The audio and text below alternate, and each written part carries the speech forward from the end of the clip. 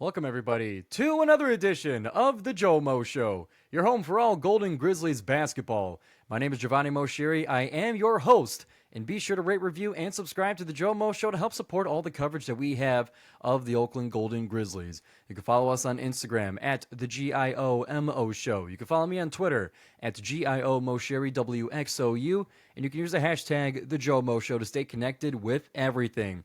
And we've taken a little bit of a time off, but since then, there's been a ton of good news coming out for Oakland, especially because of their two wins in Montana over Lamar and Montana themselves on their home court. And have put the Golden Grizzlies on the national map if their tight game against Purdue was not enough. The Golden Grizzlies are for real.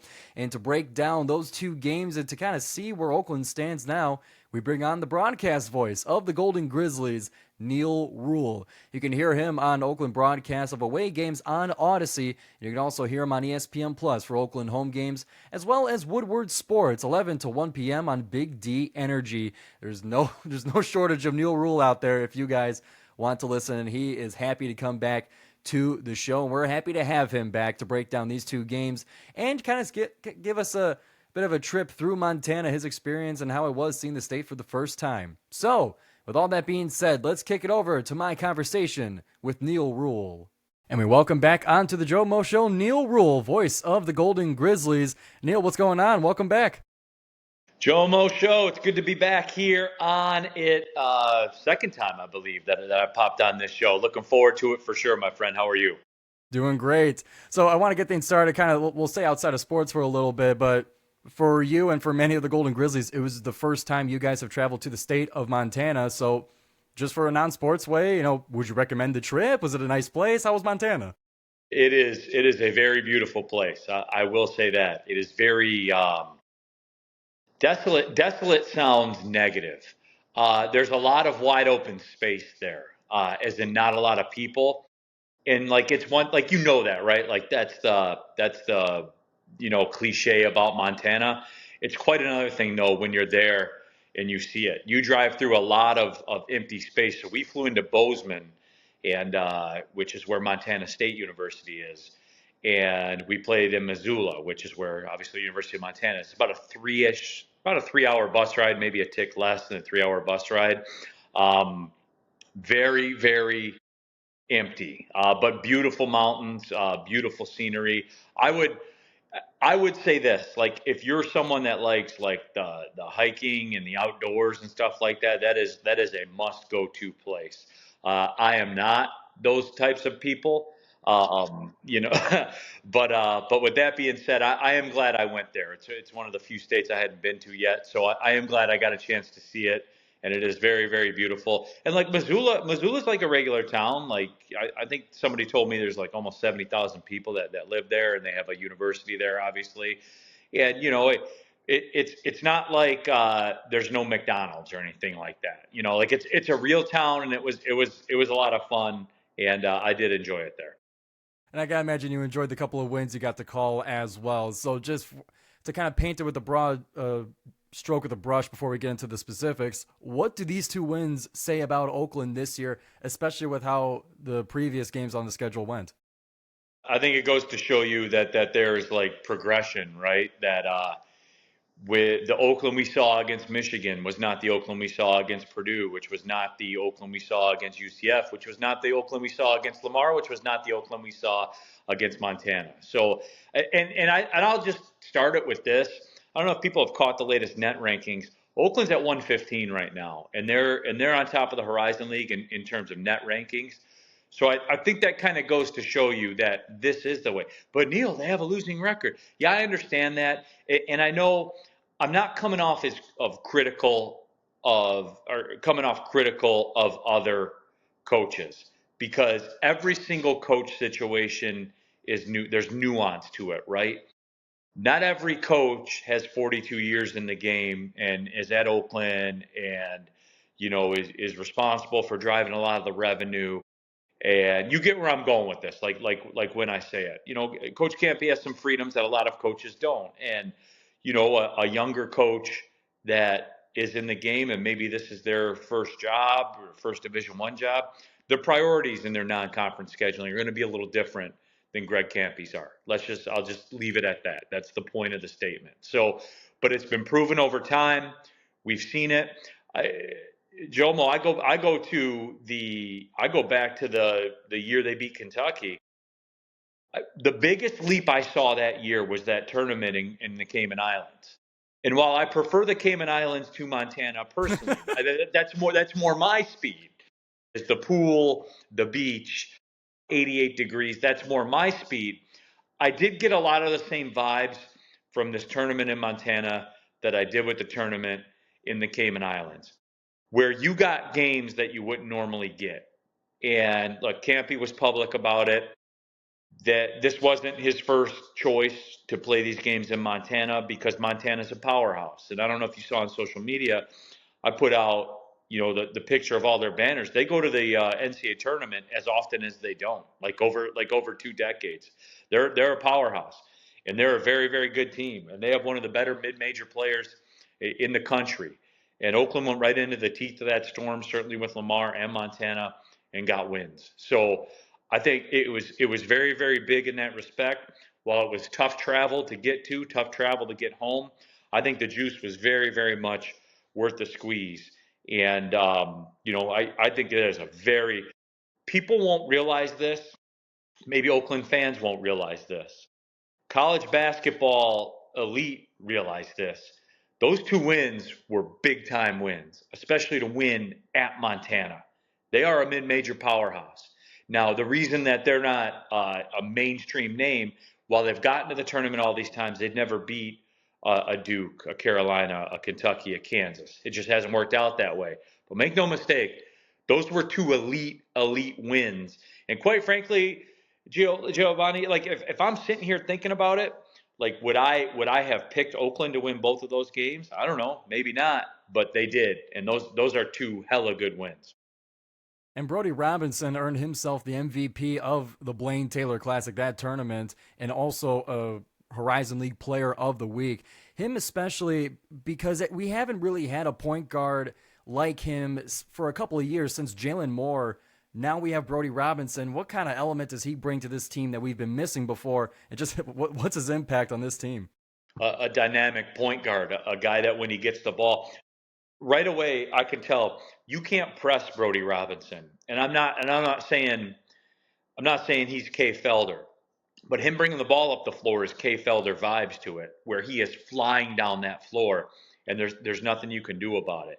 And I joked because Oakland was in on Brody Robinson before, and he went somewhere else, and now he's ended here.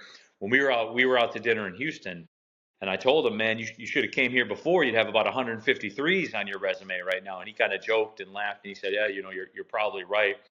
But it's just what you said.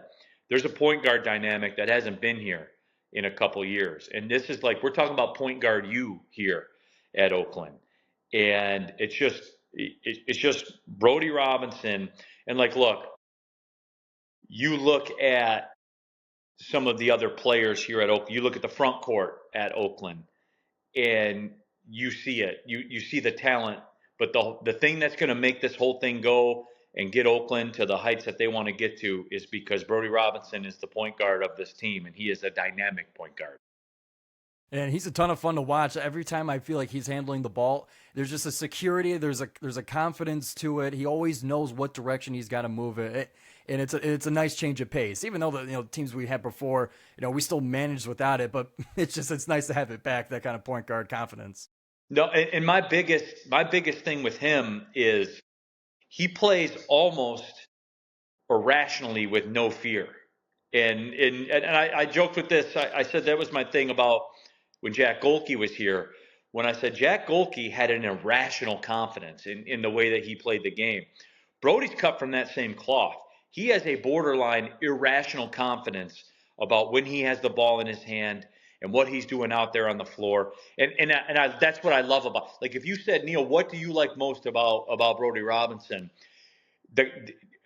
A level of confidence that you haven't seen a guy out there on the floor. He doesn't care who's out there on the floor. He's going at him. He doesn't care what big is out there. He's going to attack him. That's what I love about him. And that's the biggest thing I think that he brings to this team, because everybody like kind of vibe. Hell, I'm sitting there like I'm into it. Like when he's doing, I'm like, okay, Brody, like do your thing, and he does it, man. And the level of confidence he plays at. He's undersized. There's no doubt. He doesn't care. He gets knocked down. He gets up. He keeps it pushing. I got a ton of respect for Brody Robinson. I'll shift things over now to the front court. You mentioned it before, but last year, the biggest thing on Oakland's team, it was the combination of Alan Mukeba and Baru Naval-Rua in that front court. Now it seems like we have added to that, and we now have a three-headed monster in that front court because Michael Hogue has entered the chat here, being a starter in these games here after coming back from injury. Michael Hogue's impact on this team is what, Neal? A third big. Tell me another team in the Horizon League that has a trio of bigs like that. I'll wait. Like they don't, and that's something. That's what separates. I've always talked about this before, where you have like the high majors, right, and you have your Michigans and your Dukes and your Kentuckys and stuff like that. Kind of what separates them from the second tier in even their own conference. It's the depth of a front court where they have like three blue chip front court dudes. And then maybe like if you're Duke and then maybe you're talking like an NC State. What is the difference between? Well, usually it's a big man out there. That is the difference. Like Duke has a third big man that maybe NC State doesn't. When you talk about the high major to the second tier of their conference, and then you introduce the mid majors into the chat. Guard plays. Everybody's got good guard play. Montana's got an elite guard in Money Williams, but the difference is the front court. The reason Oakland won that game, like Money Williams, is a great guard, great guard. Oakland has good guards too, but the difference in that game, they had a trio of front court players. Michael Hogue destroyed Montana in the first 10 minutes of that game. Not outplayed them, not played well, destroyed them. They were powerless to stop Michael Hogue through the first 7 or 8 minutes of that basketball game. And then Isaac Garrett just went to work the way that Isaac Garrett goes to work. He is, and again, I'm not making a direct comp when I say this, but his style of play is a Nikola Jokic. He's very patient. He has great vision. He's a tremendous passer. And he's very exciting in that, almost like a refined, skilled big man. Almost plays like a European style of game. And then obviously you have Baru. And Baru is like willing. Whatever the situation is, Baru's willing to do it. Just in terms of Baru will end up getting his because he'll get 3 or 4 offensive rebounds. And, he can hit a mid-range jumper, certainly a fadeaway jumper as well. It's Giovanni. It's so balanced, man. And I'm hype from the growth. When this team took the floor at Michigan in game 1, and look, you're asking guys to do something in the zone that Oakland plays that maybe they're not accustomed to doing. Maybe they haven't done that ever. And that's going to be a process. That'll continue to be a process. We saw that at Eastern, where the zone got cut up at times. But as you see them, they will continue to grow as far as the zone goes. Offensively, we're on. They're a top, I forget the exact number, a top 90 offense in the nation, according to KenPom. Like they are one of the elite offenses in the country already, like off rip. And that took like 6 games to get that going. Defensively, because of the nature of the zone defense they play, it's a little more nuanced. It's going to take a little while longer, and you'll see stretches where they give up plays.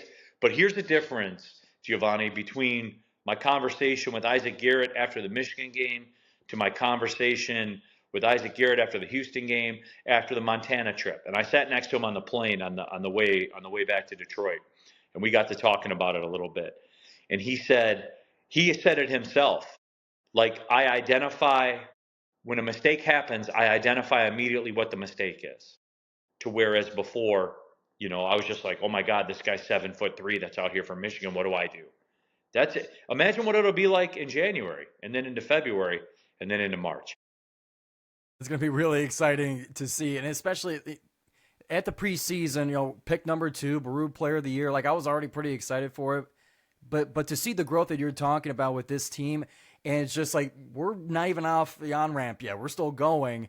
hopefully that turns out to be the case. And that's going to get started with Horizon League play, where we get our first taste of it this week, Wednesday at the Arena against Purdue Fort Wayne. What are you looking forward to? What are we about to see on the blacktop against Mastodons? Okay, so here's my deal. I'll start my prep on that after I get done with this show. By the way, I'll start my Purdue Fort Wayne Mastodon prep after I get done with this doing the GioMo show. So with that being said, right now I'm kind of not in the business. Given the state of college basketball as far as Purdue Fort Wayne goes, Giovanni, I don't know. Like I'm gonna sit here right now and be honest with you, man. I don't know. And guess what? When I get done with that prep, I still won't know. Like I'll know, but I won't know. And I would say that the coaching staff of Purdue Fort Wayne, they know, but they played their schedule, but they haven't been dropped in the pressure cooker in the environments Oakland has. So there is still some discovery period with what Purdue Fort Wayne is doing. All I can say is this is you have a trio of front court guys that can take over a basketball game from the post. You have a Horizon League Player of the Week point guard who is dynamic in the way he brings the ball up the floor and is learning the offense as it goes. He's calling plays. Like Brody Robinson is like, think about that. He called plays and not Greg Campy. And Campy, like, he doesn't allow that unless, like, what you're doing. So again, I kind of go back to it. I think that if Oakland executes, that Horizon League play is going to go very, very well. Like I do. I think that. And that's not to say there won't be challenges. There will always be challenges. So through all that, Giovanni, I guess that's a long-winded way of not saying anything at all. But I guess that's where we're at though, because in this day and age, like and Purdue Fort Wayne was one of the ones where they had a core of guys that you knew and you knew what they were going to do.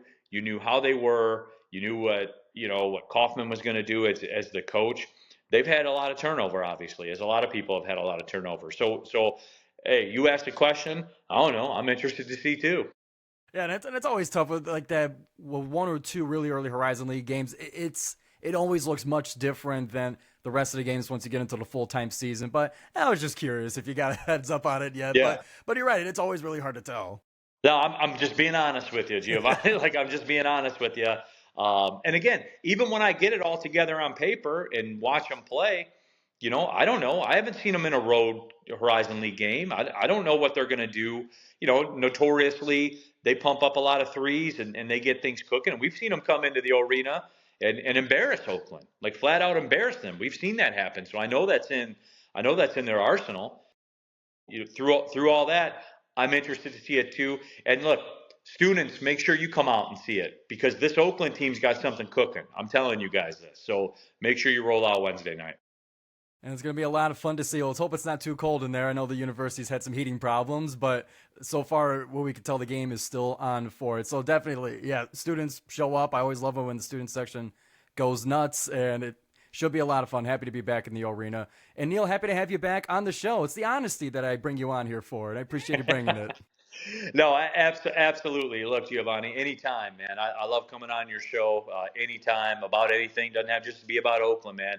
Anything you want to tap into, bro, let me know, and we'll sit down and we'll wrap up.